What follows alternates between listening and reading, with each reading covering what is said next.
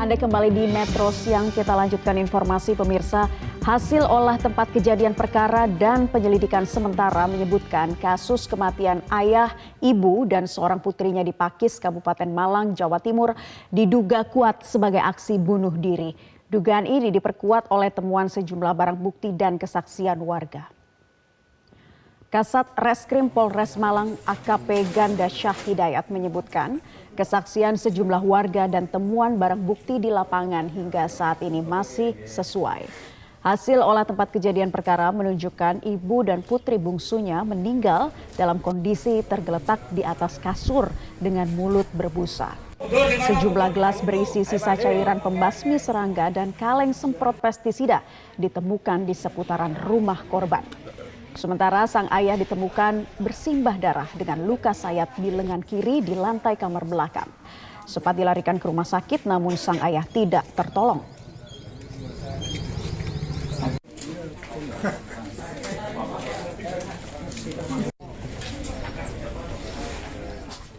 Jadi dugaan sementara mengarah sepertinya bunuh diri dilakukan oleh satu keluarga, yang mana satu keluarga ini beranggotakan 4 orang, bapak, ibu, dan 2 orang putri. Kebetulan putrinya kembar.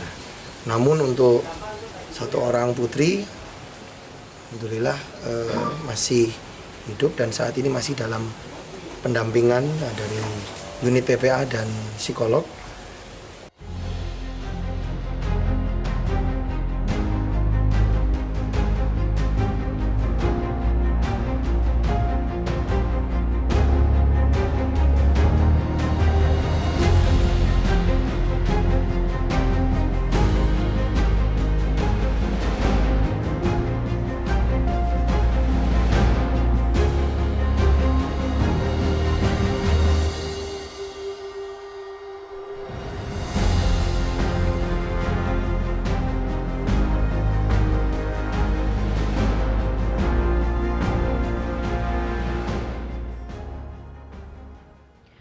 Dan untuk membahasnya lebih lanjut mengenai maraknya kasus kekerasan dalam rumah tangga yang berujung maut beberapa waktu terakhir ini, sudah bergabung bersama kami pakar viktimologi Universitas Indonesia Heru Susetio. Selamat siang Pak Heru. Dalam pekan ini saja ada beberapa kasus tragedi, penganiayaan dan pembunuhan dalam keluarga yang membuat hati nurani kita terkoyak. Ini bukan sekedar kejahatan belaka namun juga musibah peradaban. Apa faktor yang paling melatar belakangi terjadinya pembunuhan keluarga atau family side ini, Pak Heru? Baik, makasih Mbak Naila dan selamat siang para pemirsa sekalian. Ya, pertama-tama kita prihatin dan sangat sedih ya karena ini betul disampaikan oleh Mbak Naila tadi, ini tidak sekedar kejahatan biasa, ini musibah peradaban dan tragedi kemanusiaan. Karena keluarga kan harusnya menjadi suatu peranata sosial tempat individunya mendapatkan ketenangan, perlindungan, cinta kasih, tapi sekarang sebagian sudah berubah menjadi tempat melakukan kekerasan bahkan pembunuhan ya. Bahkan tadi ada kasus bunuh diri di Malang. Ini kita melihat sebabnya bisa bermacam-macam, bisa sebagian karena masalah ekonomi terkait dengan masalah kemiskinan, pengangguran, depresi, frustrasi, konflik rumah tangga, terkait juga dengan masalah relasi yang kurang harmonis antara suami dengan istri ataupun dengan sekitarnya. Juga apabila ada individu yang mengalami pihak istri atau suami punya masalah sakit kejiwaan atau masalah mental juga semua berkontribusi ya. Jadi sebabnya tidak tunggal, namun hampir semua terkait dengan masalah isu ekonomi ya. Tekanan ekonomi, tekanan karena tidak punya akses kepada pendapatan, lalu juga biasa ada perbedaan pendapatan antar pasangan, itu menyulut emosi salah satu pihak, terutama mungkin pihak laki-laki atau pihak suami atau pihak ayah. Dan itu semua berlangsung biasanya tidak tiba-tiba ya, ada prosesnya. Seperti dalam kasus di Jagakarsa, cukup lama mereka menganggur, cukup lama dalam jerat kemiskinan, seayah tak bekerja, ibu tak bekerja, kemudian menunggak uang kontrakan, anak-anak juga ada 4 yang semuanya harus makan, harus sekolah. Ini juga jadi tekanan yang sangat lumayan ya. Belum tekanan dari lingkungan, tekanan keluarga besar, itu semua berkontribusi kepada kalutnya depresi, frustrasi yang tidak sedikit disalurkan melalui cara-cara kekerasan oleh Ya. pihak suami atau pihak ayah ya. Tapi Jadi tidak semua banyak ya seperti Pak itu, Heru, namun faktornya belakangan tidak seperti tunggal. ya, Tapi kalau kita kaitkan lagi ya, dengan masalah ekonomi, Bapak, apakah ketika seorang laki-laki atau kepala rumah tangga ini merasa kehilangan perannya dalam peranata keluarga ini ya. menjadi faktor pemicu yang sangat kuat? Iya, salah satu triggernya memang iya karena dalam kajian ilmu viktimologi termasuk kriminologi ada namanya kekerasan kekerasan berbasis gender atau gender based violence. Karena dalam masyarakat kita, masyarakat Indonesia yang cenderung patriarki, laki-laki terposisikan sebagai pencari nafkah utama ya. Dia harus sebagai pencari nafkah utama, sebagai kepala keluarga, sebagai kepala rumah tangga, sehingga dia harus dalam posisi yang lebih powerful ketimbang istrinya ataupun anggota keluarga yang lain ya. Itu itu suatu posisi yang secara tradisional dibakukan dalam masyarakat Indonesia. Sehingga ketika seorang laki-laki tidak punya dominasi atas keluarganya karena mungkin dia tidak punya akses kepada pendapatan lebih tinggi, nggak punya harta yang lebih banyak, maka dia mengalami semacam kehilangan identitas ya, atau loss of identity, kehilangan identitas, kehilangan kepercayaan diri. Pada sisi lain dia ingin tetap menunjukkan bahwa saya ini sebagai kepala keluarga, saya sebagai pimpinan di keluarga ini, dan tidak sedikit yang kemudian kehilangan kontrol dan menunjukkan powernya dengan melakukan KDRT. Tidak Baik, semua seperti itu, cuma dalam banyak kasus itu ya, juga terpicu oleh masalah itu, masalah oke, ekonomi, tekanan ekonomi, dan juga relasi yang kurang harmonis antara suami dengan istri, baik, suami curiga dengan istri, apalagi ketika sang istri punya pendapatan yang katakanlah lebih banyak ya, daripada suaminya, maka sang ya, suami kehilangan ya. identitasnya sebagai kepala keluarga, di mana dia Mhm, harus punya kontrol yang memang peran ini sudah terbakukan secara mhm, tradisional mhm, dan terkonstruksi secara ya, tradisional dalam kajian baik, gender ya. baik.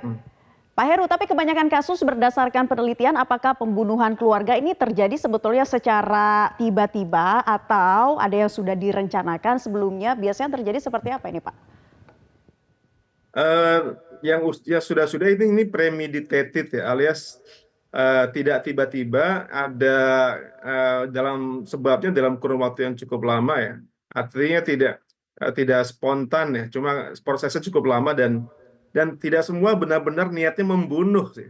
Tidak Hmm, semua benar-benar niatnya menghilangkan nyawa, ada yang hanya sekedar ingin lepas dari permasalahan, tapi ternyata dampaknya sampai meninggal dunia. Kan dalam beberapa kasus mereka ini kalut ya, kalut, bingung, depresi, frustrasi, dan katakanlah sang suami atau sang ayah kalut, dia kemudian kesal dengan sang istri, menuduh istrinya itu selingkuh lah atau punya hubungan dengan laki-laki lain, kemudian ingin baik. memberikan pelajaran pada istrinya, kemudian timbul Hmm, cekcok keluarga, sampai akhirnya diberi pelajaran, tapi ternyata berlebihan sampai meninggal. Mungkin niat awal hmm, dia tidak membunuh, tapi ingin memberikan hmm, pelajaran, namun ternyata kebablasan dan itu ya, penyesalan yang tak bisa dikembalikan baik, ya karena keburu meninggal. Jadi baik. sebagiannya tidak berniat membunuh, hanya memberikan pelajaran. Sebagian lagi kayak kasus bunuh diri, itu Hmm, ingin melarikan diri dari permasalahannya, ingin hmm, lepas dari jerat permasalahan, iya, tapi caranya ya ya, tadi ya, caranya agak fatal, lumayan baik, fatal. baik, Tapi yang sudah-sudah mereka ingin melarikan diri, ingin melepaskan baik. diri dari permasalahan seperti itu. Berarti pengalihan ya Pak ya, melarikan diri dari Ya. permasalahan itu juga menjadi salah satu faktor pemicunya. Nah, dalam menghadapi pemberitaan peristiwa family side seperti ini, tidak sedikit masyarakat yang akhirnya juga berpikir takut untuk berkeluarga nih Pak Heru. Dengan adanya kejadian beruntun terkait Ya, family side, apa pesan penting yang perlu ditanamkan sebelum memutuskan ya. menjalankan peranata keluarga? Iya, baik. Jadi keluarga saya kira tidak perlu ditakuti ya, karena ini sifatnya juga belum tidak bisa kita generalisasi, tidak kita bisa samakan bahwa semua keluarga akan berakhir seperti itu, tidak juga. Ini karena sebagian besar keluarga Indonesia masih berlangsung dengan baik-baik saja, walaupun ada fenomena seperti ini, bukan berarti kita kemudian bisa menggeneralisasi ada masalah dengan banyak keluarga Indonesia, tidak juga. Tapi yang terpenting memang semua terpulang kepada kesiapan berkeluarga, kesiapan pasangan, harus siap sebagai tidak sekedar siap jadi pacar, tapi siap jadi calon suami, siap jadi calon istri, juga siap jadi calon ayah, siap jadi calon ibu. Ini yang tidak ada sekolahnya kan. Walaupun ada sekarang kursus parenting, bimbingan calon pengantin, namun itu karena sesungguhnya ujian sebenarnya, pelajaran sebenarnya ada ketika sudah mengarungi rumah tangga. Ini yang kebanyakan banyak orang ingin instan, dipikir semua akan berlangsung baik-baik saja, tapi itu harus ditempuh prosesnya. Jadi saya kira tidak perlu paranoid dan tidak perlu takut, namun perlu persiapan betul ya. Tidak sekedar persiapan fisik, mental, biologis, tapi juga persiapan finansial itu penting. Juga ada family planning, kalau perlu ikut keluarga berencana, juga ikut perencanaan keluarga dalam perekonomian, perencanaan karir dan sebagainya. Juga hubungan baik dengan anggota keluarga yang lain itu penting ya, dengan mertua, menantu, ipar dan sebagainya itu menjadi penting karena itu bagian dari supporting system dalam berkeluarga. Ketika kita berkeluarga mungkin hubungan kurang harmonis, kurang komunikatif dengan keluarga besar kita ataupun extended family kita, apakah mertua dengan menantu, Pak D, bibi, ipar, itu akan berkontribusi kepada tidak mulusnya kehidupan keluarga. Maka itu harus dibangun juga relasi seperti itu. Tidak hanya bermodal semangat 45, tapi juga persiapan yang matang ya tadi, finansial juga, ekonomi, juga supporting system secara kultural, secara sosial, secara pendidikan, juga kesehatan penting ya. Jadi jangan hanya modal semangat 45 aja, cuma perlu modal yang lengkap dan juga tidak harus menunggu semua cukup ya. Karena kalau semua cukup nggak akan pernah cukup. Cuma minimal kita punya kesiapan dan punya persiapan dan kita memahami konsekuensinya dan sebagainya. Jadi tidak harus paranoid juga. Ini tentu menjadi warning ya, menjadi pelajaran kita bersama dengan adanya kasus ini seperti apa, kemudian family planning yang perlu dilakukan dari calon pasangan sehingga nantinya bisa membentuk keluarga yang lebih beradab begitu. Dan terima kasih Pak Heru sudah bergabung bersama kami di kesempatan Metro Siang, pakar viktimologi Universitas Indonesia Heru Susetio. Jelajahi cara baru mendapatkan informasi. Download Metro TV Extend sekarang.